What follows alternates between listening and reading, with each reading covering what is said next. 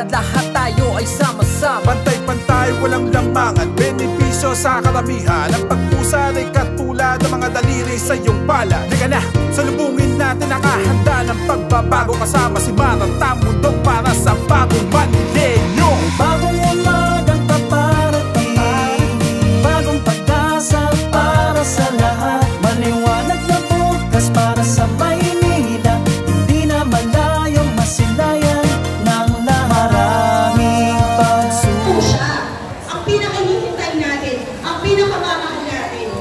Ang taong may mabilis na tulong, may malasakit sa tao, lalong-lalo na po sa mga senior citizens. Kaya nga po siya tinaguri ang pulong na nilakit ng mga senior citizens. Kaya ito po, ipakikilala ko na po sa inyo. Ang senior advocate, ang superhero ng mga senior citizens. Palakpakan po na Mara Tamundong!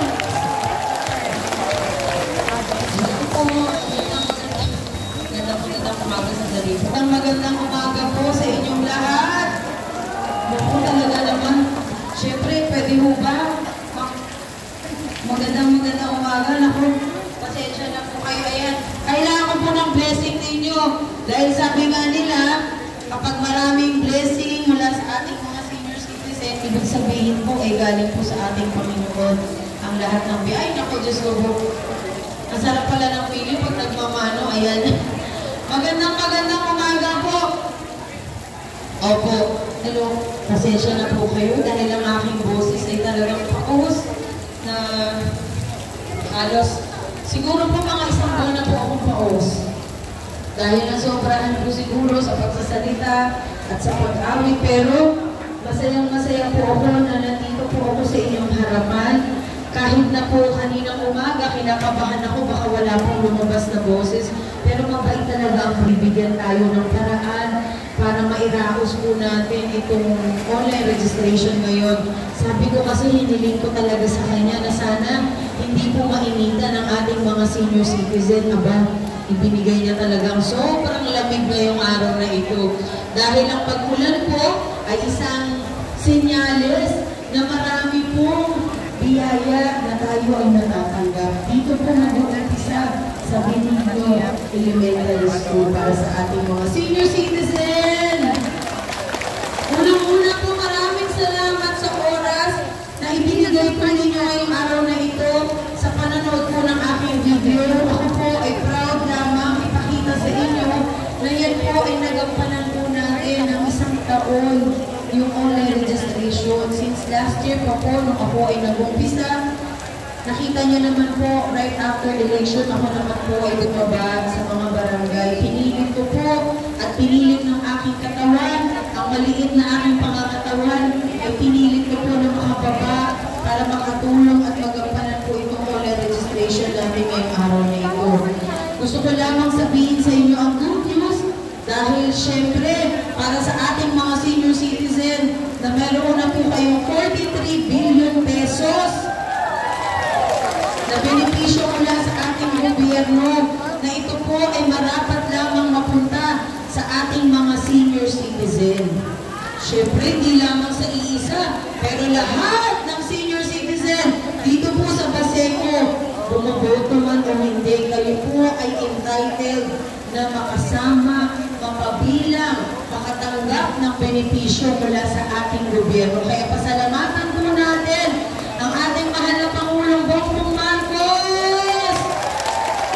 At syempre po, katuwang natin ang inyong sariling tahanan, ang inyong sariling ahensya, ang National Commission of Senior Citizen! Grabe ang boses ko. Ngayon ko lang naramdaman kung ano po yung feeling ng mga singer na umaawit na ng ilang taon. Samantalang ako 3 taon pa lang umaawit. Pero siguro ito na rin po yung paraan natin para magkaroon po tayo ng connection lahat. Alam ko nilalamig na po kayo dyan. Pero ano po ba mas gusto nyo? Malamig o mainit? Malamig! Parehas lang. O kayo, anong gusto nyo? Malamig o mainit? O ayan na, malamig. Pag malamig, inaantok. Pag inaantok, nagugutom. Pag nagugutom, ginaganahan magluto ng may sabaw. Pero pasensya na kayo, pare-parehas po ata tayo hindi pa nakapag-almusal kasi wala pong oras. Dahil kanina nag-aalala po ako na sa sobrang lakas ng ulan, baka hindi po kayo makarating dito. Diyan po ako bilib sa ating mga senior citizens. Talaga namang on time. Para sa kanila, para sa ikakabuti po ng lahat, kayo po ay narito. Gusto kong pasalamatan po ang itumulong po dito sa atin para maganap po itong online registration, ang inyong senior president po dito at yung mga ilang constituent po ng Baseco. At syempre, thank you rin po sa barangay, kay Chairman Diana po, at sa kanyang mga kagawad na tayo po ay binigyan ng oportunidad na makapag-umpisa po dito ng online registration. Alam po ninyo, parang nararamdaman ko yung mga senior. Bakit kaya ito yung nakikita ko po yung mga senior? Ramdam na ramdam po kayo. Na mga problema kayo, nag-iisip kayo, ano ba kung ulamin ko mamaya? Diyos ko, pagkatapos ba nitong online, makakapamili ba ako ng pamalengke? O di po ba? Natatawa talaga yung mga senior. Kasi ang lakas talaga ng mga connection niyo po sa akin. Hindi ko alam kung bakit. At sinasabi siguro ng ibang senior natin, ito pang benepisyo na ito talagang matatanggap namin iha. Baka naman mamaya, puro lista lang sa pangalan, pero wala sa gawa.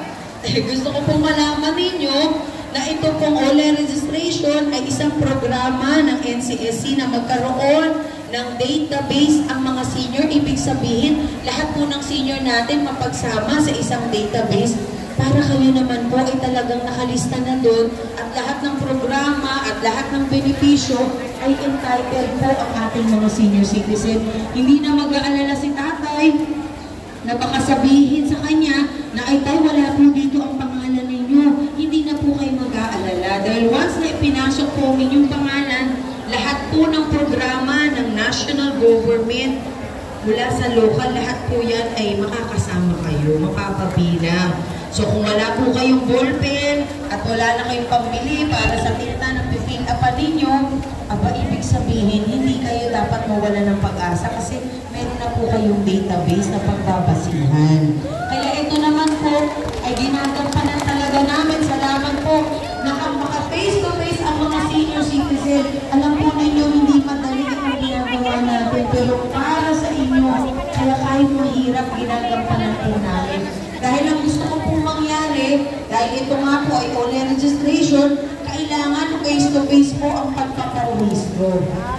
Para makasiguro na kayo po mismo ang magre-rehistro, kayo po mismo ang maipapasok sa system po ng National Commission of Senior Citizens. Hindi po kayo maliligaw, makikita niyo po yung pangalan. At the same time, malalaman po natin kung gaano ba karami ang mga senior citizen dito sa Baseco, sa kabuuan ng Pilipinas, para malaman kung ilan po ba ang tutulungan at magkano ang budget at ibababa para sa inyo. Ito po 43 billion pesos, entitled po ang lahat ng senior citizen ng health insurance na worth 5,000 pesos.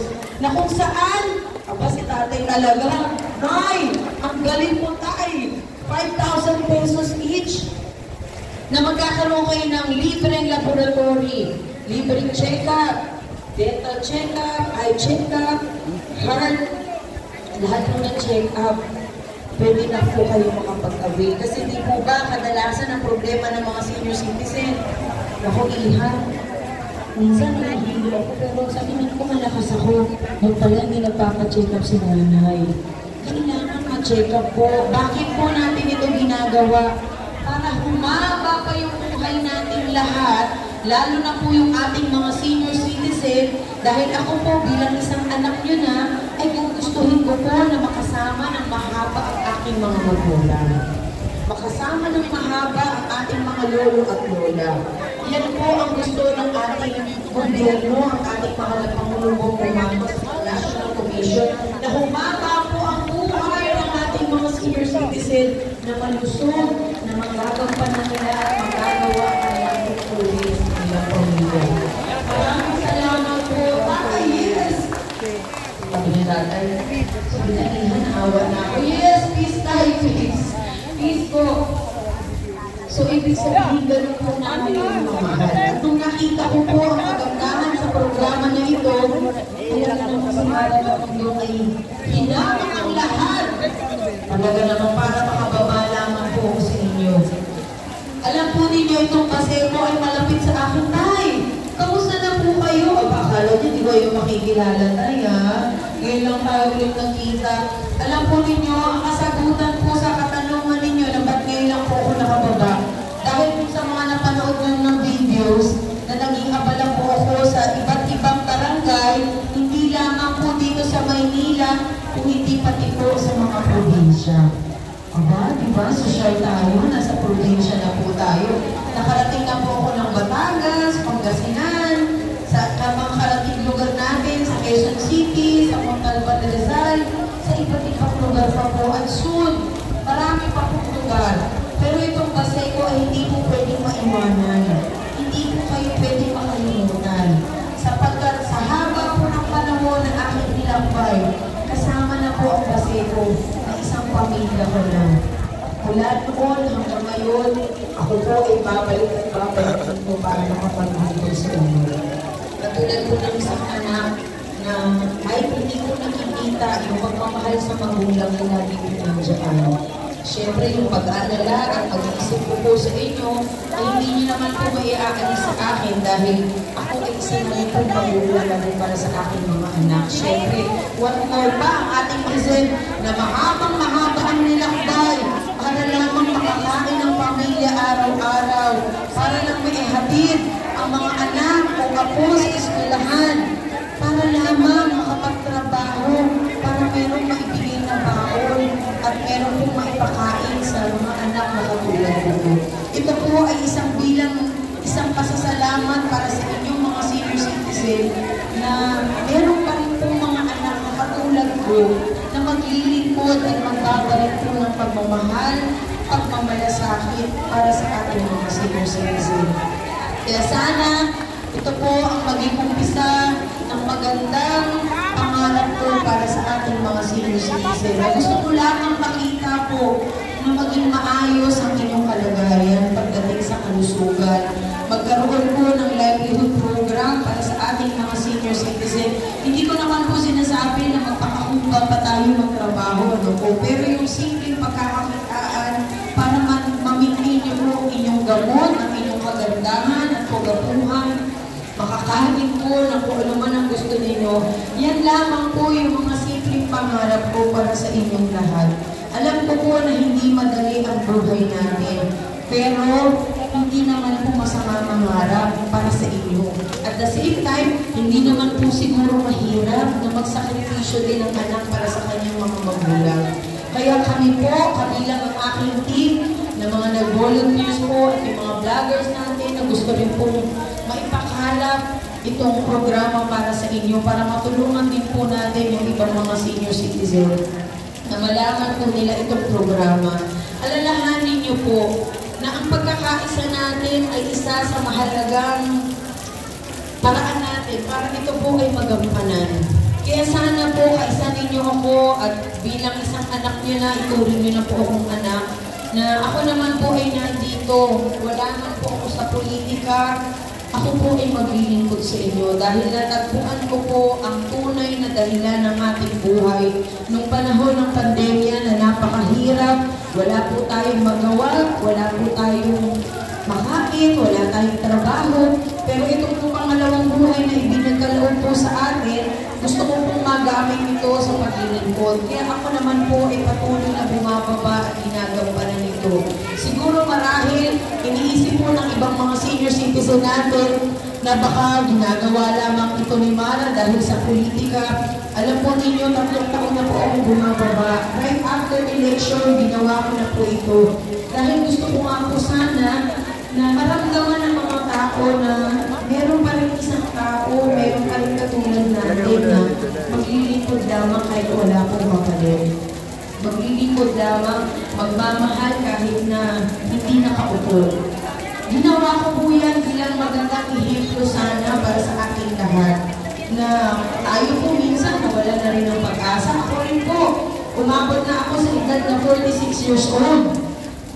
Hindi ko naman po naranasan na may bumaba para sa akin o sa mga kabataan o sa mga katulad ko. Kaya siguro, it's about time na panahon na po.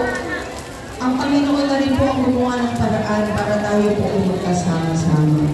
Kaya sana po, maging masaya po kayo na kami po ay nakakatulong sa paraan po namin. Kaya sana po, para sa ating mga senior citizen, yakapin niyo po ang NCSC. Ito po ay sarili niyo ng tahanan. Lahat ng senior citizen ay may problema at may mga pangangailangan. Hindi na po kayo mag-iisip, saan ba ako lalapit kapag nangangailangan ako ng gamot? Saan ba ako pupunta kapag gusto ko magpa-check up? Kadalasan, ang mga senior citizen na nakakausap ko, sinasabi ko nila, Iha, kasi nahiya ako lumapit kasi matanda na ako. Baka sabihin naman ng barangay o ng ating gobyerno na parang pabigat pa ako. Hindi na po dapat yan ang maramdaman ninyo. Dahil ito po NCSC po mismo ang tututok at magbibigay solusyon sa inyong mga problema. Kaya palakpakan po natin ang National Commission of Senior Citizen. Dahil sa kanila, syempre, nandito po tayo at nabigyan ng pag-asa. Baka tinatanong nga ninyo, Iha, bakit ba naglilingkod ko sa mga senior? Hindi ka naman senior citizen. Hindi ka naman nakaupo sa gobyerno. Ako po ay isang tunay na tao. Yan po ang aking isasagot sa inyo. Na ang tunay na tao po ay magmamahal at maglilingkod, magsasakripisyo at magbibigay po ng totoong paglilingkod para sa inyo. Kaya sana yun lamang po yung gusto ko maibigay po sa inyo, yung tunay ko pong damdamin para sa ating mga Pilipino. Yung damdamin po ng isang anak na kahit paano matulungan po ang ating mga magulang. Yan lamang po ang nais ko sa inyo. Sana po, kung ano man po yung ating mga iniisip o kung meron kayong iniisip tungkol sa akin, alam po ninyo, ako na po ang sasagot sa inyo. Hindi ko po gusto pumasok sa politika. Mahirap. Kailangan matatag ka. Pero mas nakita ko po ang dahilan kung bakit ko po kailangan ipagpatuloy itong ginagawa ko dahil nandyan po kayo lahat. Yan lamang po ang aking masasabi. E di sana kung gusto kong sumikat, nag-artista na lang ako ng bata. Baka hindi pa ako nahirapan, pa-shooting-shooting lang po ako, may bayad na. Pero ito pong ginagawa natin, talagang paglilingkod, ay siguro panahon na rin po ang nagbigay sa akin talaga ng paraan. Dahil alam niyo, napakahirap po. Sa 3 taon na bumababa po ako, syempre, hindi natin maiwasan, may papatikos po sa atin, ano po, kahit gumagawa tayo ng maganda. Pero hindi ko po iniintindi yun. Kasi ang mas iniintindi ko po kung ano yung nararamdaman ninyo. Mas iniintindi ko po kung ano yung kalagayan natin dahil mas mahalaga po sa akin na tayo po ay mag-iisang tunay na tao para sa kapwa-tao natin. Yun po ang mas mahalaga sa akin. Kaya ito naman